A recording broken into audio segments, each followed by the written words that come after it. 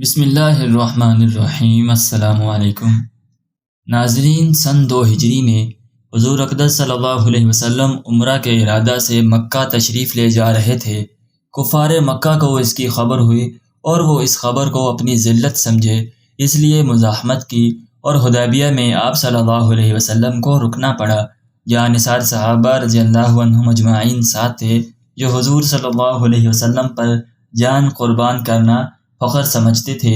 لڑنے کو تیار ہو گئے، مگر حضور صلی اللہ علیہ وسلم نے مکہ والوں کی خاطر سے لڑنے کا ارادہ نہیں فرمایا اور صلح کی کوشش کی، اور باوجود صحابہ کی لڑائی پر مستعدی اور بہادری کے حضور اکرم صلی اللہ علیہ وسلم نے کفار کی اس قدر رعایت فرمائی کہ ان کی ہر شرط کو قبول فرما لیا۔ صحابہ کو اس طرح دب کر صلح کرنا بہت ہی ناگوار تھا، مگر حضور صلی اللہ علیہ وسلم کے ارشاد کے سامنے کیا ہو سکتا تھا کہ جانثار تھے اور فرما بردار، اس لیے حضرت عمر جیسے بہادروں کو بھی دبنا پڑا۔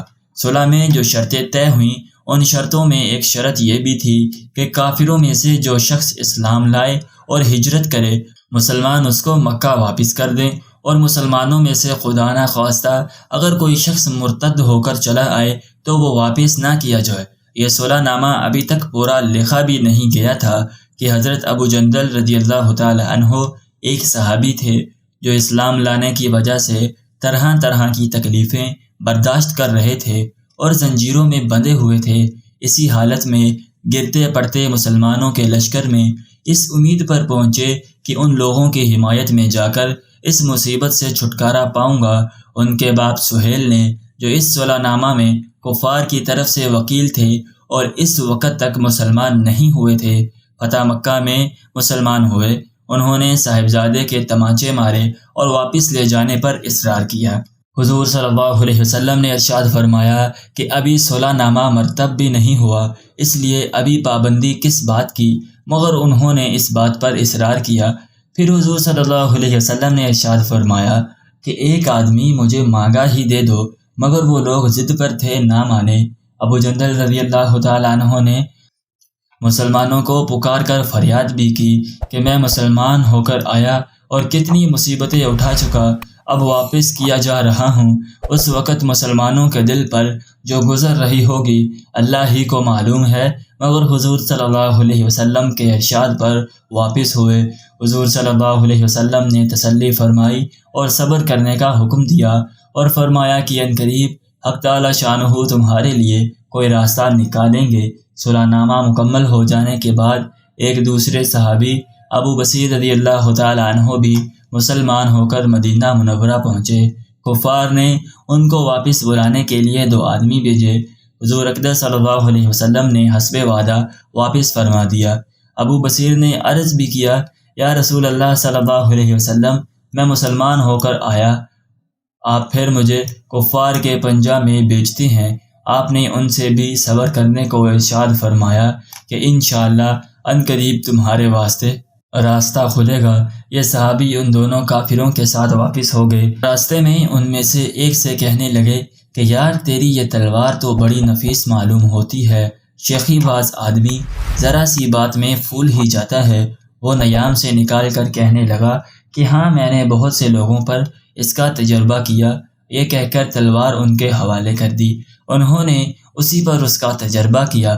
دوسرا ساتھی یہ دیکھ کر کہ ایک کو تو نمٹا دیا، اب میرا نمبر ہے، بھاگا ہوا مدینہ آیا اور حضور اکرم صلی اللہ علیہ وسلم کی خدمت میں حاضر ہو کر عرض کیا کہ میرا ساتھی مر چکا ہے، اب میرا نمبر ہے۔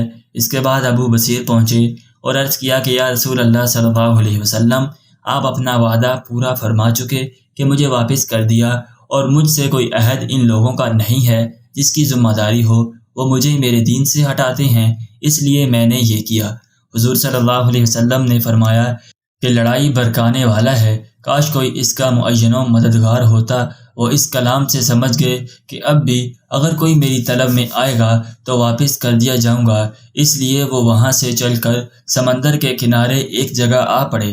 مکہ والوں کو اس قصہ کا حال معلوم ہوا تو ابو جندل بھی، جن کا قصہ پہلے گزرا، چھپ کر وہیں پہنچ گئے۔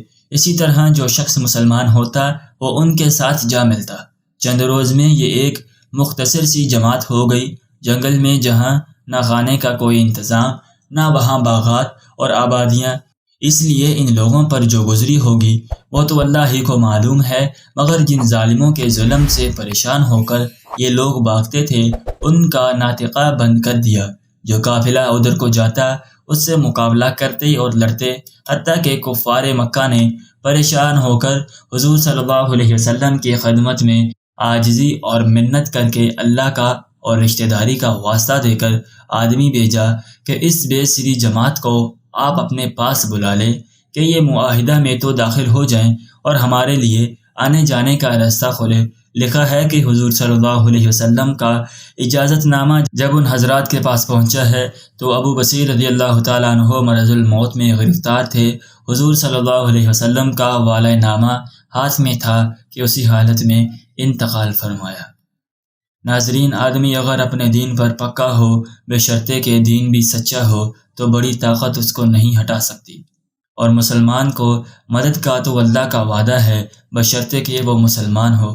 اس واقعہ سے ہمیں یہ سبق ملا کہ استقامت کامیابی کے لیے ضروری ہے۔ اگر استقامت نہ ہو تو انسان بہت جلد حالات کا شکار ہو کر اپنے ایمان سے محروم ہو جاتا ہے۔ چنانچہ ہمیں بھی چاہیے کہ زندگی کے ہر موڑ پر اپنے ایمان پر استقامت سے ڈٹے رہیں۔ اللہ تعالی ہمیں اس واقعہ سے سبق حاصل کر کے عمل کرنے کی توفیق عطا فرمائے۔ آمین یا رب العالمین۔